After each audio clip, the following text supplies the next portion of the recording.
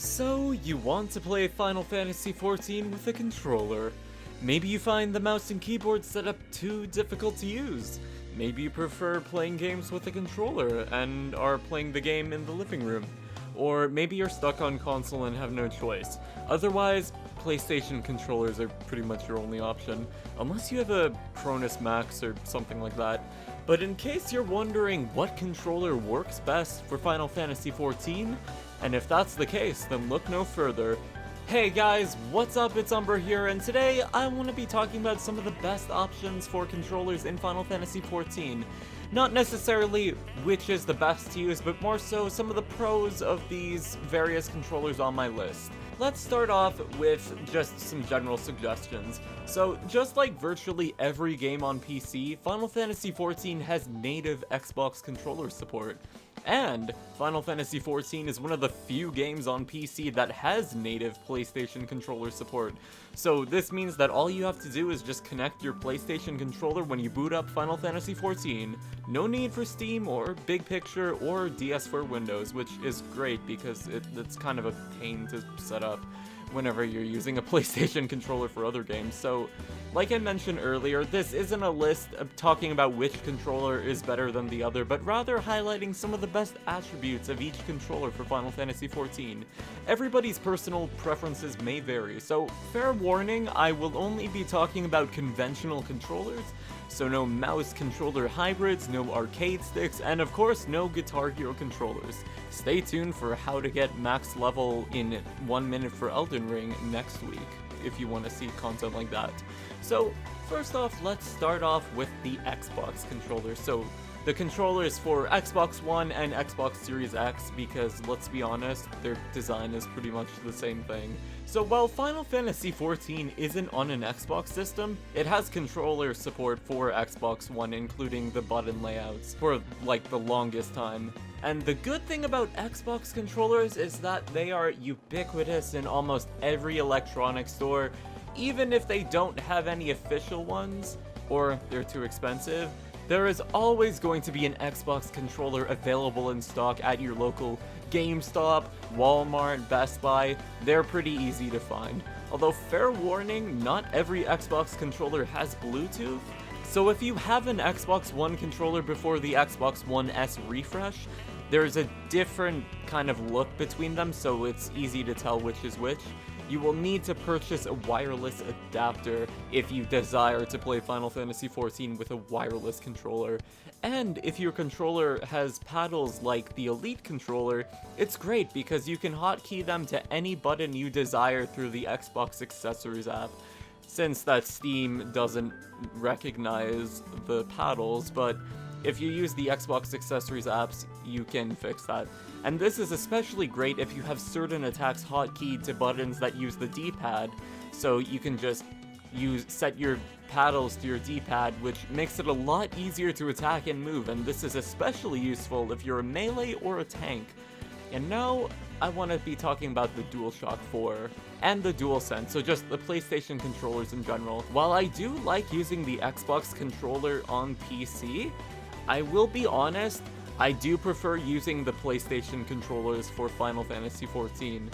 So like I mentioned earlier, Final Fantasy XIV is one of the few games on PC that natively supports PlayStation controllers, so you don't have to worry about using programs like Steam to recognize them. And almost all DualShock 4 and DualSense controllers should have Bluetooth, allowing you to use your controller wirelessly or with USB if you prefer wired, as long as you have a Bluetooth adapter in your PC or it has built-in Bluetooth. Now, one of the things I really like about PlayStation controllers for Final Fantasy XIV compared to other controllers is the symmetrical thumbstick layout. Now, normally I prefer the asymmetrical thumbstick layout, but for Final Fantasy XIV, I find it especially helpful. Personally, I find it easier to use the D-pad for abilities on PlayStation controllers compared to other brands, since the D-pad is at the top, therefore closer to the button and triggers.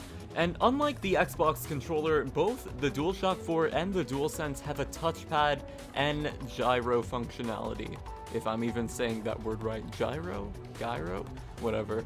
So you should be able to take advantage of these features if you desire through the Steam Big Picture app where you can hotkey these these features to whatever you like. So whether or not you want to use the touchpad for like mouse functionality or the gyro just in general, go for it. And now I'm going to be talking about the Steam controller. Now, I will be 100% honest here. The Steam controller is the only controller on this list that I don't own, and it's not likely I will own it since it was discontinued by Steam a while ago. And so I don't really want to pay somebody $300 on eBay just to see what it's like for this video, so I do apologize. So some of the info that I have heard about this controller is just based on what I've researched and heard about it. And additionally, I'm pretty sure that you're going to have to be using Steam Big Picture mode if you want this controller to work.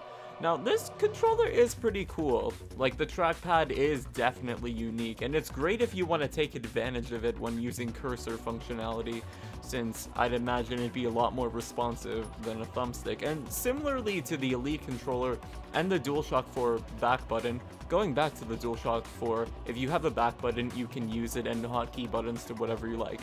So, like I was saying, there are two paddles on the back for the Steam controller that you can hotkey to whatever you desire, like maybe one of the D-pad inputs or perhaps a keyboard input.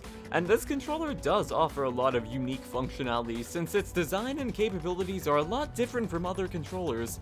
So if you have this controller, you can use it pretty well for Final Fantasy XIV. You just have to know where to find it, or if you were one of the people that bought it back in the day. And so last on the list, I want to talk about the Switch Pro controller. Now, this is a little tricky. So, since the Nintendo Switch Pro controller isn't natively supported by Final Fantasy XIV, you'll have to enable it through third-party programs such as Steam Big Picture Mode, REWASD, or Better Joy for CEMU, or CEMU, if that's how you, well, however you want to say it. However, these programs can sometimes cause issues, such as it'll view your controller as a mouse and a keyboard rather than a controller, which can possibly mess things up for you and your input. And despite having the same button names as the Xbox controller and the layout of the controller being very similar, the button layout for them is completely different. So for example, B and A are swapped and so is X and Y, so you will need to be aware of this when you configure your controller. And to remember in-game that the position of your abilities isn't accurate, unless you're using your controller through Steam and don't toggle the option that doesn't use Nintendo's button layout.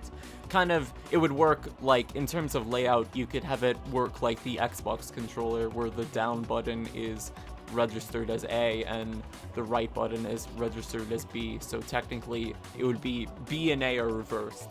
And similarly to the PlayStation controllers, the Nintendo Switch Pro controller has gyro support, meaning that you can take advantage of it in Final Fantasy XIV through the Steam Big Picture mode. So if you like the functionalities that the PlayStation controller has, like gyro, but you prefer the Xbox layout, this might be a good choice. So overall, a lot of these controllers have their advantages and disadvantages. Like, Xbox controllers are easy to find and hassle-free setup-wise, and PlayStation controllers have easy access to the D-pad. But overall, I hope this video helps you all figure out which controller you would like the most. So thank you all so much for watching this video. Comment down below what you use to play Final Fantasy XIV with, whether it's a specific type of controller or even a mouse and keyboard. Subscribe for more Final Fantasy XIV content. I've got a lot of good stuff on the way. Follow my socials in the description below, and I will see you guys later. You guys are the best. Umbruhh, out.